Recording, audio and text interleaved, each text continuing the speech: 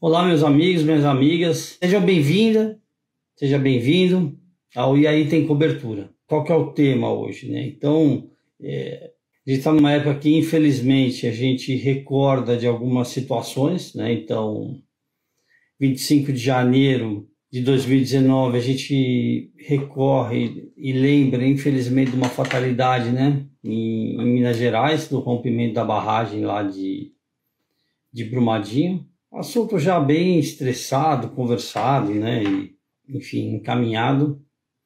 Mas a gente começa a receber informações, mensagem pelo WhatsApp, vai buscar informações na internet, vai tentar entender o que aconteceu. E as primeiras notícias que chegaram para a gente recentemente foi de um rompimento, né? De uma barragem, né? Então, pô, rompeu agora, depois de 2 anos rompeu outra barragem e tal, dessa vez em Santa Catarina. Então aí a gente recebe essa informação e começa a falar, não, Deus, e agora, né? Preocupação e tal, né? Com as consequências, vidas humanas, né? Pô, animais, enfim, né?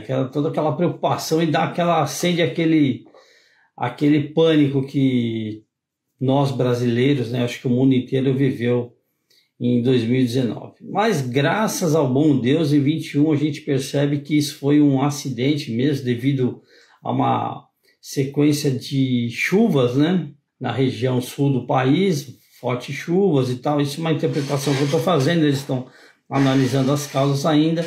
Mas no E aí Tem Cobertura de hoje, a ideia é a gente falar um pouco sobre esse acidente que aconteceu em Florianópolis, né, mais especificamente na Lagoa da Conceição, que teve um vazamento, né, de efluentes, tal, tratados, graças a Deus, né, pela Casan, né, que é a Companhia de Saneamento de Santa Catarina. Então, chegaram as primeiras informações, aí alguns amigos aí que moram em Florianópolis, um grande amigo nosso, mandou na rede, aí no grupo aí, né, de WhatsApp, as fotos, né, então a gente percebia que tinha realmente uma gravidade, né, porque aquela lama, aquela sujeira, né? Então a gente percebe que tinha lá e danos materiais. E imagina, você está na sua residência e chega uma enxurrada de lama e de água levando tudo, arrastando o carro. É um fato realmente desconfortante. E ele é desconfortante e ele ocorre assim, infelizmente não é um fato isolado, né? Ele acontece esse tipo de acidente, né? Então a gente já teve na Bahia, a gente já teve em Pernambuco, aqui em São Paulo mesmo, às vezes a gente se depara com um rompimento de adutora e faz aquele buraco, e, enfim. Eu, em companhia que eu trabalhei, já paguei alguns sinistros, não foi eu não, né? Na área de saneamento, água, esgoto, alguns sinistros de responsabilidade civil. A gente tem esse marco do saneamento, né? Mas é um marco do saneamento, ele vai trazer muita oportunidade no mercado segurador, com certeza absoluta, porque, claro, é uma atividade que tem muita exposição a terceiro por si só, né? Porque é saneamento, então quer dizer, você presta, né? A empresa presta serviço para cidade, bairro, estado, né? Então realmente tem uma exposição grande de terceiros. A gente percebe uma frequência grande de sinistros e a gente percebe uma consequência também grande de reclamações, né? Então, assim, tem aquela reclamação consumerista, né, que não é amparada pelas apólices de seguro, e aí você tem uma situação dessa aí que ocorreu na Lagoa da Conceição. E assim, o que é interessante falar dessa ocorrência da Lagoa da Conceição aqui em Florianópolis, né? É assim, interessante porque eu estava pesquisando, olhando aqui, entrei no site da Casan e tal para entender o que eles iam fazer, o que aconteceu. Pô, e assim, uma grata e agradável e positiva informação e surpresa foi que eles prepararam todo um sistema para atendimento imediatamente, né? Assim, então, aconteceu o acidente, já mandaram empresas, né? E eles mesmos foram verificar a situação da água, né? Se tinha contaminante ou não. na água que se espalhou lá na lagoa. Eu não conheço o histórico da lagoa, eu não posso falar se é uma região que realmente a água tem algum contaminante, se é uma questão, já tem uma poluição na lagoa por outras situações, né? Eu escuto dizer que sim, pode existir, né? Mas não posso afirmar, não sou da região, não fiz uma pesquisa mais aprofundada. Até se alguém tiver esse conhecimento e quiser compartilhar aqui, a gente agradece. O importante é que a empresa tomou atitude, ela de pronto já mandou técnicos para fazer essa avaliação. Ela também, isso é informação pública, e eles colocaram isso aqui rapidamente, eles trataram toda a limpeza das casas, tudo, da rua, fizeram a limpeza também da rede, né, que caiu aquela lama na rede e tal. Então eles fizeram todo o passo a passo de limpeza e tudo mais.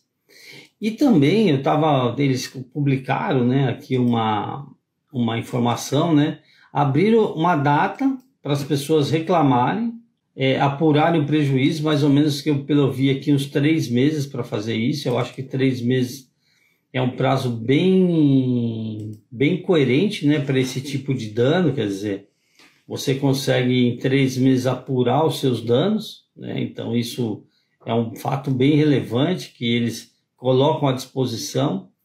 Colocam à disposição toda uma despesa emergencial também, se a pessoa for lá e comprovar o problema e o dano, né, emergencial, ela também tem lá uma verba, né? Pelo que eu li aqui, são 10 mil reais, então uma verba de 10 mil reais para fazer esse primeiro atendimento emergencial nas residências. Claro, você tem que comprovar isso, mas assim, o que é o positivo disso, né? Eu gostaria muito de ter uma empresa dessa como meu cliente. Então, por quê? Eles tinham todo o plano de contingência armado, para a própria atividade deles, eles já precisam ter isso, eles tinham isso. Aparentemente, funcionou muito bem, quer dizer, o acidente, o excesso de água, o rompimento, foi considerado realmente um acidente. Eu acho que não foi nenhuma questão de manutenção, nem nada, estão se apurando isso, mas a princípio, pelo que eu li, pelo que eu entendi, realmente foi decorrente aí desse excesso de chuva, chuva, né? Tudo bem, a gente pode até criticar ou questionar e falar, olha, o excesso de chuva tinha que ter uma previsão para isso e tudo mais, né? Então, nas apólices, tem essa questão, né, se é um dano causado pela natureza, se vai ter cobertura ou não. Eu acho, né, pelo que eu estou vendo aqui, eu acho que é bem difícil esse tipo de excludente, né? Até porque hoje a gente já sabe qual que é a capacidade de chuva, a gente já sabe realmente as empresas têm como fazer essa previsão, né? E esse caso aí da Lagoa de Conceição, realmente não tenho esse detalhe técnico, mas teve o vazamento, teve a sujeira com lama, com contaminação, e prontamente eles foram lá, limparam e tinham um plano bem adequado para isso, né? E funcionou o plano. Porque, assim, a diferença é você ter um plano de contingência e esse plano funcionar. Então, assim, os caras estão de parabéns ali, né, na região de Florianópolis, ali, a Casan. Tudo me parece que funcionou muito bem. E a questão de ser um dano causado pela natureza, um evento causado pelo excesso de chuva, não me parece um excludente de responsabilidade. E, de fato, para eles não é uma excludente de responsabilidade. Tanto é que eles já atuaram e já resolveram tudo isso.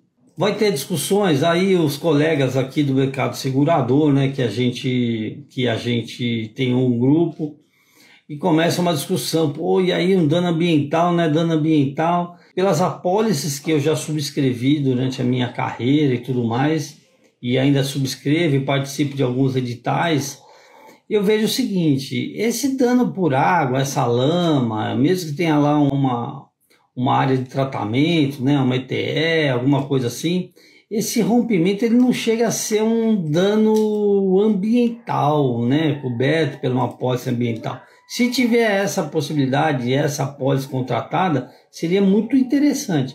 Mas pelo que eu entendo e que eu olho nos editais e tudo mais, eu não vejo um trabalho ou a demanda pela contratação, né, obrigatória pela empresa aí que faz a exploração do saneamento básico de ter uma apólice ambiental. E ele aconteceu muito rápido, né?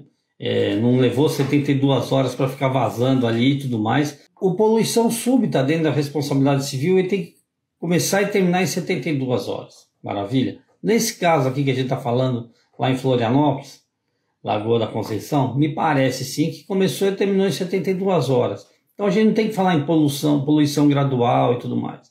E outra, a gente não consegue nem falar de poluição, porque a gente não consegue determinar se houve uma poluição ou houve uma sujeira, um rompimento que teria cobertura numa apólice básica de responsabilidade civil. Então esse é um tema, né, que a gente precisa pegar o caso, conversar com os colegas de mercado, debater o entendimento para saber qual apólice, no caso, vai ser acionada, né? Qual a cobertura que vai ser acionada. Porque, assim, o principal já foi acionado, e foi todo o plano de atendimento, o plano emergencial, tudo isso me parece que funcionou adequadamente, né? Diante desse problema. Então, assim, outras barragens, outros rompimentos, a gente percebe que tem uma... A questão é a consequência, né? A consequência que é o problema. Então, a gente tem que sempre analisar nesse tipo de acidente, cada caso ele tem uma repercussão, né? Ele tem uma espécie de dano.